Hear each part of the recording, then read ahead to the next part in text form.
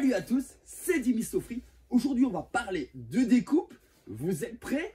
Bamas! Et voilà ici mon petit atelier. Donc pour le moment, il n'y a pas énormément de place, mais ça risque de changer dans l'avenir.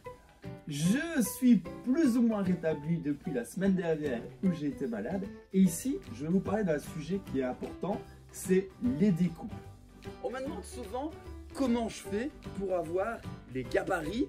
Est-ce que c'est possible de les acheter quelque part? Et là, franchement, j'en ai aucune idée parce que le mieux, c'est de faire les formes soi-même pour avoir exactement ce qu'on souhaite, pour avoir la forme qui vous intéresse et pas la forme qu'on vous oblige à avoir. Et je dirais qu'en fait, il existe deux grands types de découpes. Les découpes droites comme celle-ci et les découpes plutôt arrondies. Et donc le but ce sera d'avoir une technique fiable pour avoir des découpes, que ce soit la première ou la deuxième sorte de découpe. Et ce que je dirais moi, c'est que le plus compliqué dans un fourgon, c'est pas de faire l'électricité, le gaz, l'isolation ou les ouvertures. Le plus compliqué et le plus long, c'est de faire tout ce qui est l'habillage et tout ce qui sont les meubles pour avoir quelque chose de bien fait, de belle finition, parce qu'il faudra prendre du temps et il faudra trouver une technique qui est adaptée à chacune des étapes des découpes. Ça, c'est pour moi le plus important, le plus long et sans doute le plus compliqué. Pour ceux qui ont déjà eu l'occasion de faire des meubles dans une maison, eh bien c'est assez simple parce que finalement les murs sont droits et il suffit donc de suivre le mur et de faire des planches qui sont bien rectangulaires. Dans le cas de notre fourgon, les murs ne sont pas droits du tout, il y a des arrondis de partout et il faudra donc suivre ces arrondis pour essayer de gagner un maximum de place et pas perdre de la place inutilement parce qu'on n'a pas su suivre l'arrondi. Si vous regardez ici dans ce fourgon, vous voyez par exemple là, le bord du meuble, il doit évidemment suivre parfaitement le bord du fourgon. Et pour ça, il va falloir évidemment réaliser une découpe sans devoir faire une méthode essai-erreur pendant des heures. Après avoir réalisé la mesure de ce que vous avez besoin comme planche, et ça évidemment, il n'y a pas de miracle, on utilise un mètre et on détermine la longueur qu'on a besoin avant de couper, il va falloir couper la planche. Et je vous assure que la première fois qu'on le fait, on n'a pas des découpes qui sont nickel. Et donc, je vais vous montrer une première technique qui est toute facile, qui permet de couper une planche bien droite. Si vous voulez découper une planche, par exemple, selon une ligne droite comme ici, et que vous utilisez votre scie circulaire, vous allez avoir du mal de suivre exactement la ligne. Je vais vous montrer ce que ça donne.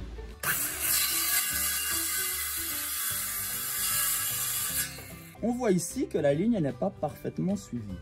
Et donc l'idéal, c'est d'utiliser un guide. Si vous utilisez simplement une planche et vous essayez de suivre cette planche, vous aurez à peu près le même résultat. Mais en utilisant quelque chose comme ça, vous allez pouvoir mettre votre appareil dans ce guide et vous n'avez plus qu'à pousser la machine pour couper bien droit. On voit que la lame, elle va longer ici le guide. Du coup, je dirais que pour les découpes droites, c'est assez facile. Par contre, pour les découpes en suivant les formes, ça c'est plus compliqué. Pour le couper, on utilise une scie sauteuse, mais par contre, pour faire le trait, c'est autre chose. Alors, imaginons que j'ai envie de réaliser cette planche. Comment je vais m'y prendre? Vous allez voir que c'est assez simple avec la technique que je vais vous présenter ici. Tout d'abord, la première chose à faire, c'est d'avoir le matériel suivant, c'est-à-dire un mètre, logique, un crayon. Moi j'utilise un crayon comme ça avec une mine en métal et une mine à porte-mine, je sais pas comment on dit ça, et la mine ici à l'intérieur qui est en crayon, ça évite de casser tout le temps la mine. Et ensuite ici un fil qui va nous permettre de réaliser le trait. Ce que je vais faire d'abord, c'est prendre les mesures de la partie la plus grande de la planche, c'est-à-dire la partie inférieure qui est ici et la partie supérieure qui est là. Et donc, dans notre cas, on va avoir ici 22 sur 100. Maintenant que je sais que j'ai besoin de 22 sur 100, je vais prendre une planche qui fait 22 sur 100, mais en rectangle évidemment. Une fois qu'on a découpé la planche, il n'y a plus qu'à venir la poser à l'endroit où on doit faire la découpe arrondie. Et comment on fait? Eh bien, on va venir la placer parallèlement à la surface et venir la maintenir comme ceci. Pour la maintenir, vous avez plusieurs possibilités. Vous pouvez utiliser des étançons, vous pouvez utiliser des objets quelconques pour la caler, ou demander de l'aide à quelqu'un, c'est quand même plus pratique quand on fait ça à deux. Et là maintenant, on va utiliser notre ficelle. En fait, l'idée, ce sera de venir mettre notre crayon au bout de la ficelle et de tenir l'autre côté. On va commencer par longer le mur à l'endroit où c'est le plus grand, en essayant d'avoir la mine qui soit le plus proche possible de la planche. L'idée en fait, c'est de longer le bord parallèlement au bord du fourgon. Et ainsi, vous aurez exactement la courbure du véhicule. Attention que si on se déplace vers le haut, vers le bas ou qu'on décroche le mur, à ce moment-là, le trait ne va pas correspondre à la découpe qu'on doit faire. On doit donc être très précis. La planche ne doit pas bouger et on doit avoir un trait qui est régulier pour avoir quelque chose de le plus propre possible.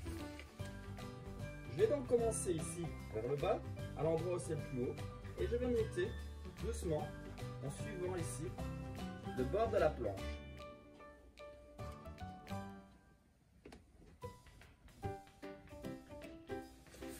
Vous voyez que dans cet exemple, le trait est un petit peu irrégulier.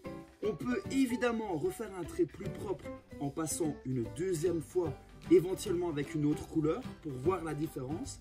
Mais on peut aussi, avec l'habitude, régulariser ce trait en enlevant la planche et en dessinant à la main le trait bien droit. C'est sûr que cette méthode n'est pas parfaite, mais on peut néanmoins avoir un résultat qui est quand même pas mal et à force de le faire, quelque chose qui est pratiquement parfait. Une fois qu'on a fini ça, on va venir fixer notre planche. Moi personnellement, j'utilise du mastic. Le mastic a plusieurs avantages.